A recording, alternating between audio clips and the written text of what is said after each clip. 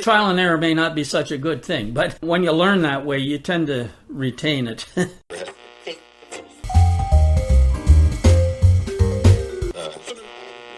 Caring and compassion are what it's all about. Reach out to others, be accepting, and accept others.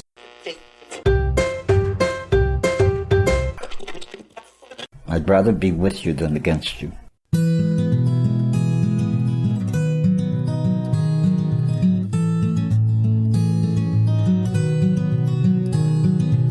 Welcome to episode 13 of Elder Wisdom, Stories from the Green Bench. Now, this podcast explores everything from a life lived fully and still being fully lived. Love, friendship, careers, and so much wisdom told by older adults. The Green Bench is an actual place for sharing those stories, to listen and to be heard. And this podcast is a manifestation of that idea and the mantra of Ron Schlegel himself, that the greatest untapped resource in Canada, if not the world, is the collective wisdom of our elders. My name is Erin Davis, and I share these hosting duties with Lloyd Hetherington, a husband, widower, father, and grandfather, a retired teacher and missionary, and like so many fellow seniors at Schlegel Village's retirement and long-term care homes in Ontario, Lloyd has his own stories to tell and questions to ask. Today, Lloyd and I are going to share with you some virtual travels thanks to a resident of the village of Arbor Trails in Guelph. This Canada Day marks, Canada's 154th birthday, but our guest's 80th birthday too, and we can think of no one better to talk about her travels across this great land of ours and beyond than Ruth White. Ruth, welcome to the podcast. Thank you so much for joining us here on the Green Bench today. Well, I appreciate the time you're going to allot to me, and it means a lot, so thank you too. I think that what Lloyd and I love most about you, Ruth, is your spirit of trying new things, even this podcast today. In fact, you didn't even know what a podcast was, and so you just kind of dove in, and what a wonderful spirit that is to carry through your life, even as you approach your 80th birthday. It never hurts to learn new things, does it? And it brings a different light on things, and I found that it's really a wonderful opportunity. Sometimes it's given to you as well. Sometimes you have to go searching for it too, and that's where your travels have taken you. And before you were diagnosed with Parkinson's, you were always ready for an adventure. So tell us some of your favorite travel memories, because honestly, Ruth, I think we could all use some vicarious travels through your stories today. Well, what was really outstanding in my life that I really enjoyed was when I found the job in Campbell River, north of Vancouver Island. It was an area of other islands, such as Quadruplets Island and other islands that had no person living on them.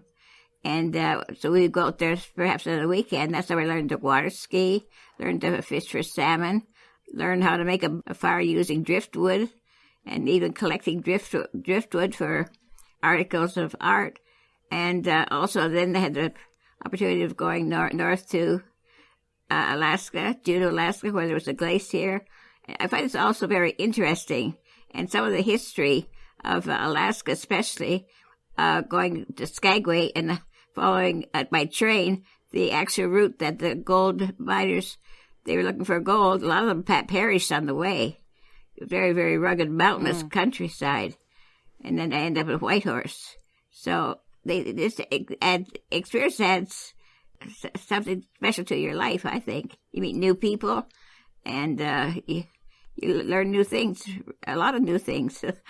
When you mention Campbell River, you're talking close to my home now because I'm on the Saanich Peninsula near Victoria. Campbell River is so worth the drive up island. Lloyd, have you been to the salmon capital of Canada? I've been to Victoria, but I've not ventured very far outside of Victoria. I did go across the island to Port Alberni, but never did get to the salmon capital. So I've missed a lot. There's no doubt about it. Well, that's okay. When we take this podcast on the road, Lloyd, you have a place at our home, and we'll make a road trip up to Campbell River just for you, because I think Ruth knows some of the highlights. Well, there's the Elgin Falls, and the all the trees have never been harvested, so it's all the original trees. They're beautiful. You've been there either? Oh, yes. The old growth forests and the Cathedral Grove and all of that. It's just, it's so spectacular. And we'll talk about the spirituality that comes with travel shortly, but it's an extraordinary experience when you travel because you really do realize how little we know, especially about our fellow Canadians.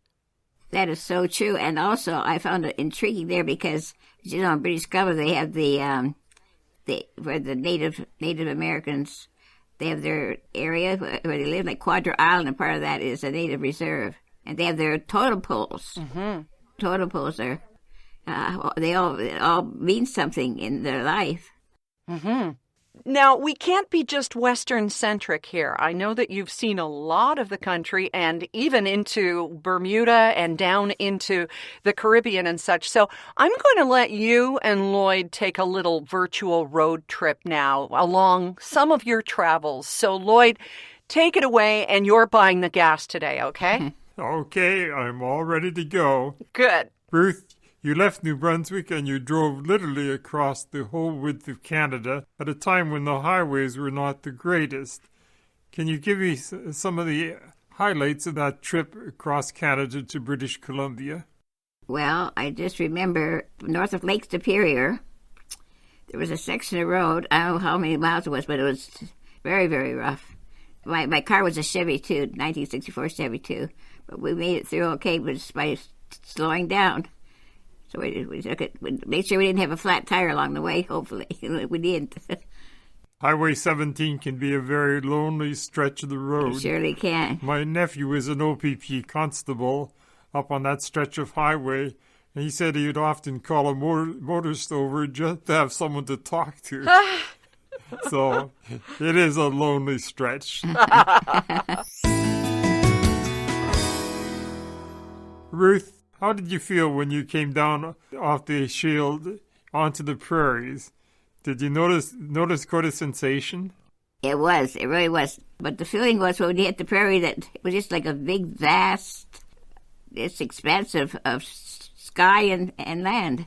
But one good thing was September. So we had all the fields were ripe wheat. It was like a golden, beautiful color on the earth. Just a different sensation looking at the landscape and just seeing the vast openness. It surely was, yeah. They said that you could see your dog run away for 3 days when you're on the prairies. and Canada geese going south. Uh-huh. You can see their beautiful formation. Uh-huh. And when I was in Saskatchewan, I went north to Qu'Appelle Valley. Have you ever been there? Yeah. I lived in Winnipeg for a while, so I would sometimes venture further west and looking on some of the smaller communities. Ruth, we've already experienced the vast prairies with all of the culture and so on. I was wondering what your trip through the mountains was like. To the mountains. Well, the Rockies were absolutely beautiful. We had our supper one evening up by Lake Louise, and we just got in the car, and out comes this bear from the woodland, and he was heading towards us, but then he went towards the trash can, so we left. So anyway, after that, when we went to Golden, do you remember going through Golden, British Columbia? I'm not familiar with that, Ruth. Oh, I have. It's one of the most extraordinary parts of the journey from Alberta to British Columbia. It's just golden, exactly as it says. We stayed at this old hotel. It was like out of the 1930s, I guess. Anyway, we spent one night there, so we continued on from there. But the highways had the snow tunnels, like they had made tunnels to prevent the snow slides that going onto the highway in the areas. Wow. I have pictures of them. The stories you're telling us, Ruth, today, and thank you for this, as a female, as someone who has sisters, and of course you did a lot of these travels with your sister, that took a lot of nerve. I mean, from picnicking at Lake Louise and having a bear come by, and not of the Yogi Bear persuasion either. You took a lot of chances, didn't you? Were you frightened at any time? No, not really, because usually when we camped close to families in a park, in a campground. In fact, sometimes they would come over to help us put our tent up. But other than that, no, we weren't. I wasn't nervous. We were two of us together, and I guess maybe we knew enough of how to get out of trouble. We got into it. I don't know. Well, that's always good. If you get into trouble, you should know how to get out of it. Yeah, well, having had three brothers, you can imagine how we had to take care of ourselves at home first when we were growing up. But Ruth, haven't you found that after you've been through the situation and you start thinking about it, you say, wow, I should have been scared there. I should have been frightened. Yes, well, we were. That was a good warning to us to be very careful. Yeah. At other, because we camped at other places. Ruth, we're going to return to your trips and travels before we wrap up today because I want to give everybody just a flavor of some sunshine and beaches and sailing. But before we do that, you mentioned that you grew up with brothers. You had an extraordinary mother in terms of multiple pregnancies. She had quadruplets, 2 sets of identical twins. Tell us about that and about growing up in a family not only with multiple births, but of course multiple losses, as so many families went through in the middle of the last century. Can you share a bit about that? Yes, I remember because I was 4 years old. Not that I would remember at 4 years old, but I do remember. The first thing was, it was September the 10th, 1945.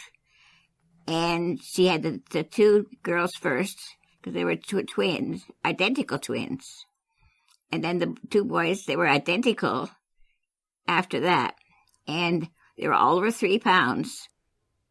They had to go for 2 of the incubators. And they had to also get mother's milk. So one of the boys didn't live very long. And the girls, they both passed away. I remember the small caskets they were put in, like satiny white. They're like little dolls. My mom has one picture of the incubators, so different than today. Oh, yes. So different. And Mom said that they had to feed them like with a teaspoon. And they had to weigh over 4 pounds, I think, before they would let them home. So it was about a month or so before they could even come home. And then it was very, I can remember a lot of work had to be done.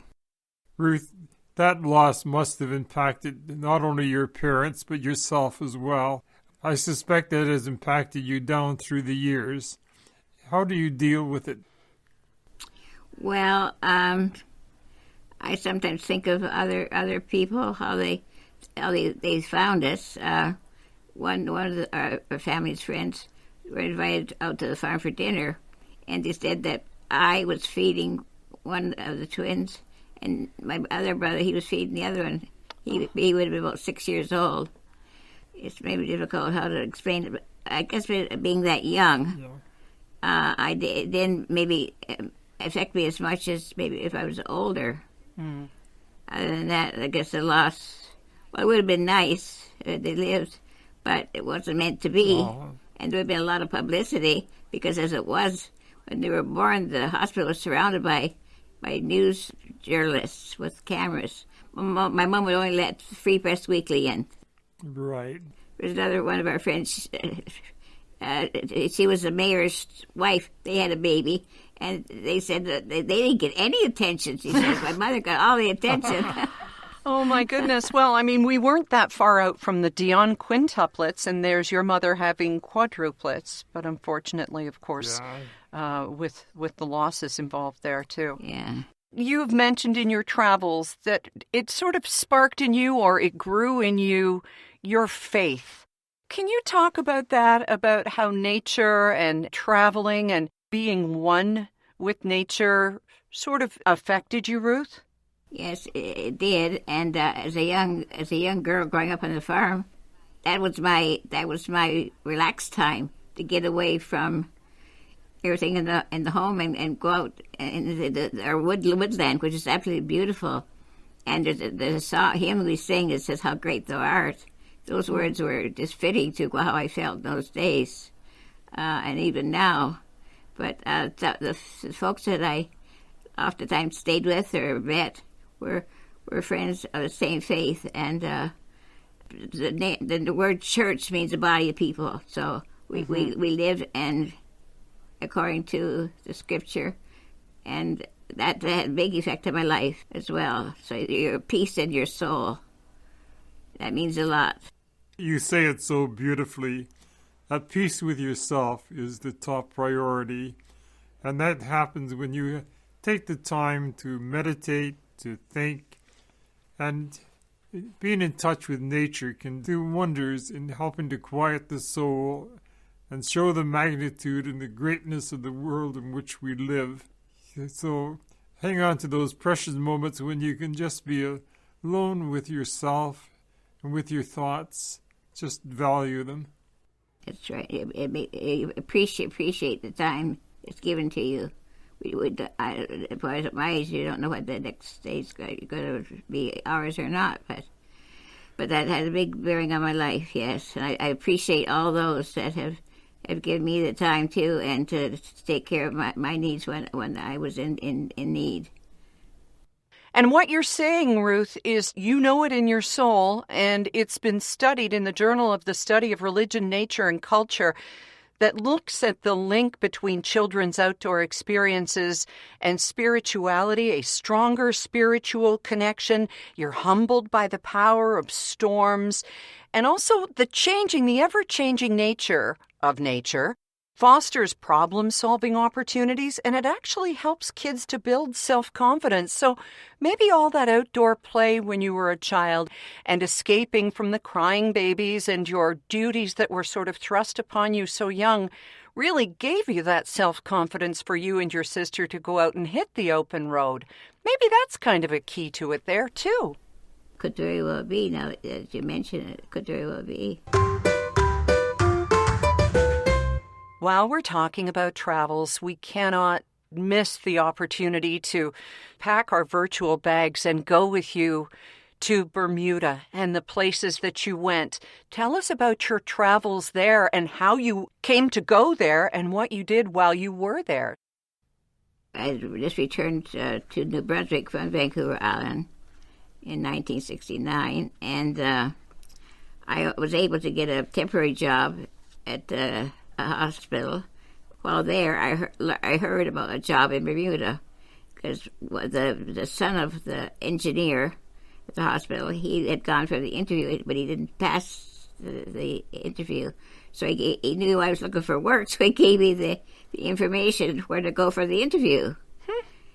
So I went from Moncton to St. John, that's New Brunswick, and passed the interview. It was with Pricewaterhouse, the accounting firm. So I worked with them 2 years. Then I got a job at Gulf Oil. Was that also in Bermuda that you were with Gulf Oil? Yes. So how many years in all were you there? In all, I lived in Bermuda 40 years. I had PricewaterhouseCoopers and Gulf Oil, who merged with Chevron. Mm-hmm. And then I got another job with an office supplies company. And then after that, I got a job with a plant nursery, Aberfeldy Plant Nurseries. And I was there for about 15 years. I was an office manager, and that was another interesting story. You have so many interesting stories. Goodness. What I find fascinating is your shift from accounting in figures and pounds and pence to actually cruising in the beautiful water around Bermuda. How did that come about?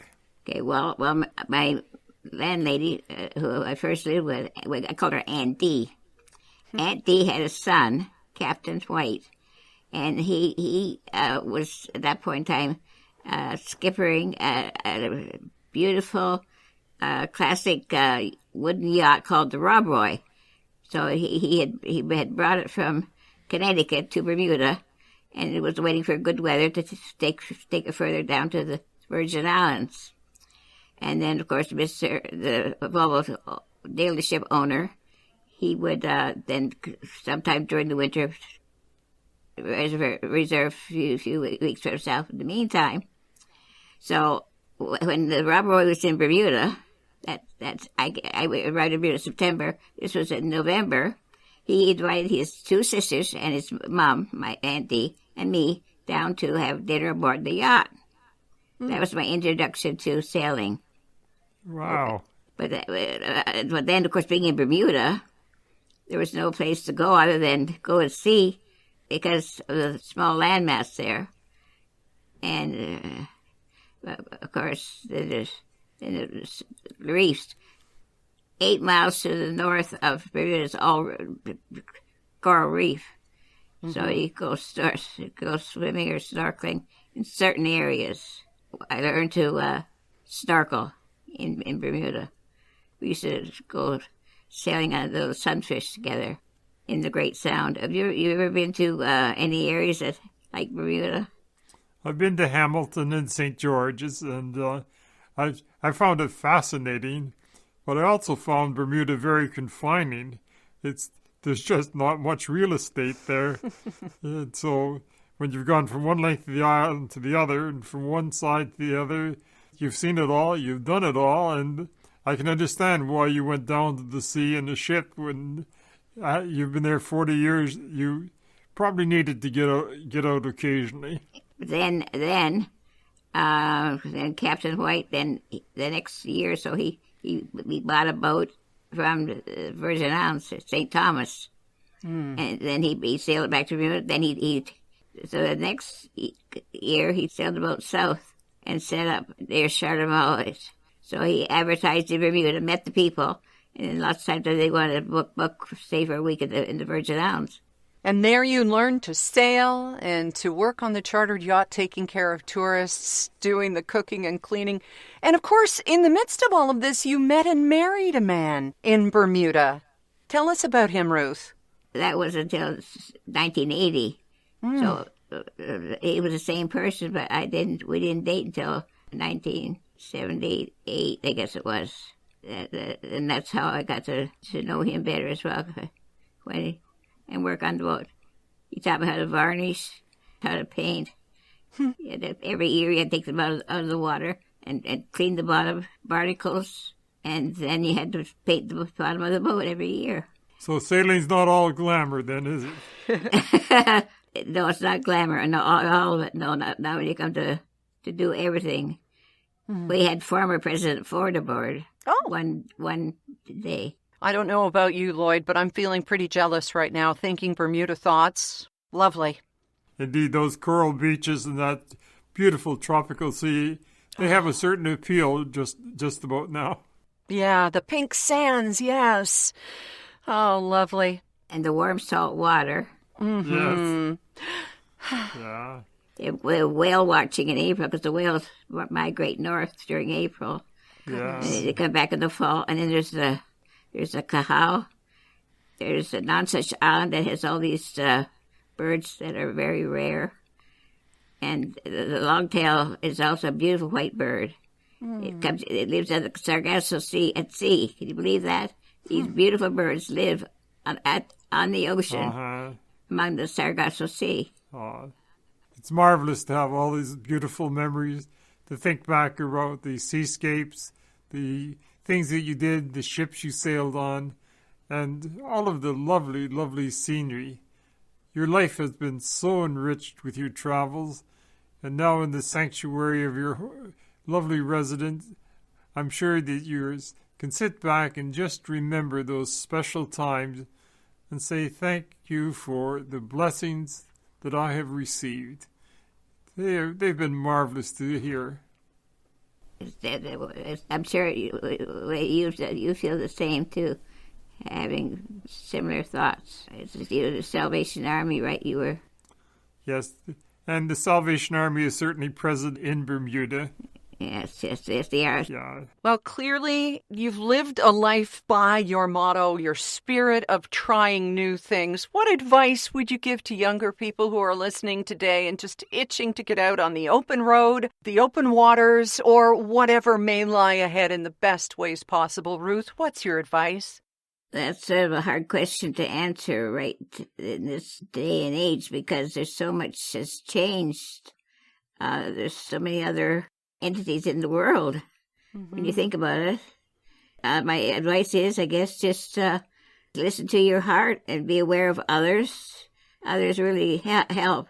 In my situation, I have caregivers, and a lot of times they go beyond what their regular duties would be. So those are the moments you appreciate. And I just like to say it's be encouraged for the young people to think beyond the box, and you don't have to be who you are because you're criticized for being different. I always felt maybe I was on the outs because I wasn't involved in other activities. But, for example, my mom and dad wouldn't let me go on any date until I was about 20 years old, I guess it was. Oh, my! Anyway, I thank you for the interview, and just appreciate even your thoughts and your experiences. I will listen to more podcasts of others, of you, Lloyd, and also others who are interviewing. Thank you, Ruth. Nod adieu, perhaps from us, but bon voyage, as always. And safe travels, smooth waters. Right, Lloyd? Right on. Ruth, how liberating it is to hear you tell your stories of all your ventures. You're one who really believed in carpe diem, seize the day. You saw the opportunities and you took advantage of them. And you just proved an important point that was written not long ago, that we're not meant to stay put. If we were meant to stay in one place, we'd have roots instead of feet. And so Amen. You certainly have proved that point to be true. But you know, Mark Twain said it best when he said, travel is fatal to prejudice, bigotry, and narrow-mindedness. And many of our people need it sorely now on these accounts. Broad, wholesome, charitable views of men and things cannot be acquired by vegetating in one little corner of the earth all of one's lifetime. Thank you for confirming that for us. What a wonderful time we've had learning that you can be free by opening your eyes, opening your hearts, and heading for the open road. That's so true. Thank you so much, Stu, for having me. Bye, Ruth. Thank you. Bye-bye. On our next episode, we're going to salute volunteers with the delightful gardening guru, Bruce McNeil, a member of our family here at Elder Wisdom. We have some lovely surprises for Bruce and for you, so don't miss it. Subscribe for additional episodes every 2 weeks. We'll let you know just as soon as they're up. Share your thoughts and opinions on social media using hashtag #ElderWisdom to help others to find us on this green bench. There's always room. Please just take a moment to rate and review the Elder Wisdom podcast. And if it's easier, just go to www.elderwisdom.ca to find the link. Oh, and while you're there, be sure to take the Elder Wisdom Pledge. I'm Erin Davis. On behalf of Lloyd Hetherington, we thank you for sharing in these life stories. And we'll talk to you again soon, because your seat on the green bench is ready and waiting.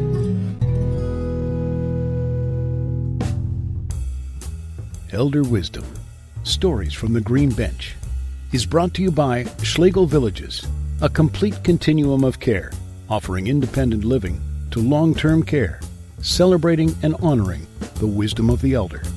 To learn more about us, please go to our website, schlegelvillages.com.